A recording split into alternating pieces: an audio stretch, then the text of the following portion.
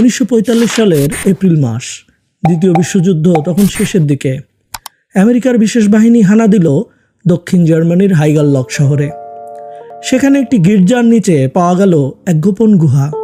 গুহার ভেতরে ঢুকে তারা যা দেখল তাতে তাদের রক্ত হিম হয়ে গেল। গুহার ভেতরে বানানো কক্ষে সিলিং থেকে ঝুলতেছে বিশাল এক মেটাল স্যান্ডালিয়ার টাইপের জিনিস, কিন্তু তাতে লাইট নয়, বরং তাতে বাঁধা প্রায় 664টি কালো রঙের কিউব। এগুলো মেটালিক ইউরেনিয়াম কিউব বা ন্যাচারাল ইউরেনিয়াম। এগুলো দিয়েই চলতেছিল বিখ্যাত নোবেল বিজয়ী বিজ্ঞানী ওয়ার্নার হাইজেনবার্গের B8 রিঅ্যাক্টর তৈরির কাজ, যা শেষ পর্যন্ত ব্যর্থ হয়েছিল। এখন প্রশ্ন হলো, ইউরেনিয়াম কিউব তো ছিল, তাহলে হিটলারের বিজ্ঞানীরা অ্যাটম বোমা বানাতে পারল না কেন, যেমনটি আমেরিকা পেরেছিল?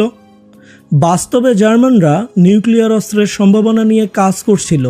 তারা কখনোই পূর্ণাঙ্গ অ্যাটম বোমা তৈরির প্রোগ্রাম শুরুই করতে পারেনি। কিন্তু কেন? সমস্যা কোথায়? একটা নিউক্লিয়ার চেইন রিয়াকশন নিজে নিজে চলতে শুরু করতে হলে রিঅ্যাক্টরকে পৌঁছাতে হয় ক্রিটিক্যালিটিতে। হাইজেনবার্গের এই সেটআপে পর্যাপ্ত ইউরেনিয়াম কিউব ছিল না, কমতি ছিল আরও কয়েকশো কিউবের। সাথে ছিল ভুল মডারেটরের সিলেকশন। মডারেটর হিসেবে তারা ব্যবহার করতেছিল হ্যাভি ওয়াটার, কিন্তু সেটার সাপ্লাইও পর্যাপ্ত ছিল না। সোজা কথায় ফুয়েল এবং মডারেটর দুটোরই অভাব ছিল, কারণ এত বিপুল পরিমাণ ইউরেনিয়াম মেটাল বানানোর জন্য যে হাই গ্রেড কাঁচামালের দরকার, সেটার উৎস জার্মানির দখলেই ছিল না।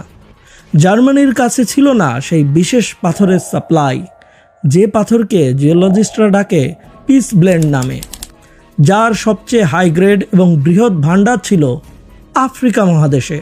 ইয়েস, ঠিকই শুনছেন, আফ্রিকা মহাদেশের কথা বলতেছি। এই যে জাপানের হিরোশিমা শহরে আমেরিকা অ্যাটম বোম ফেলেছিল, এটার ইউরেনিয়াম কোথা থেকে এসেছিল জানেন? আফ্রিকার গহীন জঙ্গলে কঙ্গোর এক খনি থেকে, যার নাম সিঙ্কোলোবোয়ে।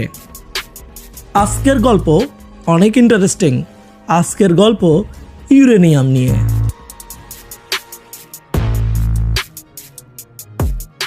সবাই ভাবে আমেরিকা নিউক্লিয়ার বোমা বানাতে পেরেছে কারণ তাদের কাছে ছিল ওপেনহাইমারের মতো জিনিয়াস। অর্ধেক সত্য, জার্মানদের কাছেও তো জিনিয়াসের অভাব ছিল না। নিউক্লিয়ার ফিশন জার্মানরাই আবিষ্কার করেছিল 1938 সালে। কোয়ান্টাম মেকানিক্সের জনক হাইজেনবার্গ ছিল হিটলারের টিমে। তাহলে সমস্যাটা কই ছিল? উত্তরটা লুকিয়ে আছে জিওলজি বা ভূতত্ত্বের মধ্যে। তবে এটা বোঝার আগে একটু পেছন থেকে শুরু করি। শুরুটা ইউরোপের চেক রিপাবলিকে, আরও প্রায় 350 বছর আগের কথা। ওরে মাউন্টেনের